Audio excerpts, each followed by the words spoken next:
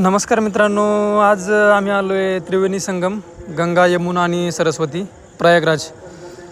प्रयागराजमध्ये पोचल्यानंतर आमचं ठरलं की आज संगममध्ये स्नान करायला जायचं. तर निघलो. जाताना उंट पण दिसले, त्यामध्ये उंटाचा पण थोडा व्हिडिओ काढला मी. आणि काय यार, UPची गरमी खूप बेकार. एवढी गरमी आपल्या महाराष्ट्रात कधीच नाही. कसं तरी एकदाच पाण्याजवळ पोचलो आणि मग तिथे गेल्यानंतर काय नावाने काही लोक पलीकडे जात होते. हा किल्ला आहे खूप जुना, याचं नाव पण सांगता नाही आता. आणि आम्ही फायनली पोचलो बोटिंगच्या जवळ.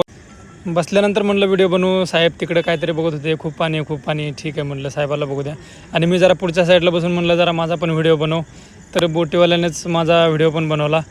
आणि बाबा सांगत होते की मला खूप वर्षाचा एक्सपिरियन्स आहे, मी तुम्हाला आरामानं घेऊन जाणार आणि परत वापस पण आणून सोडणार. मला तर भीती वाटत होती, खूप हालत होती बोट. आणि एक साईडला जरी आपण झालं तर म्हणजे खूपच एका साईडला जात होती, म्हणजे बुडत नव्हती ती. आणि खूप वयस्कर बाबा होते आणि त्यांच्याकडे पण थोडा कॅमेरा फिरवला. ते पण त्यांचा एक्सपिरियन्स सांगत होते की मी खूप वर्षापासून इथं काम करतो, हे ते. बाबांनी थोडं गंगेच्या पाण्याबद्दल सांगितलं आणि आम्ही परत फायनली पूजा वगैरे करून आणि नंतर एका ठिकाणी आम्ही आंघोळ केली आणि वापस. कसा वाटला ब्लॉग नक्की सांगा.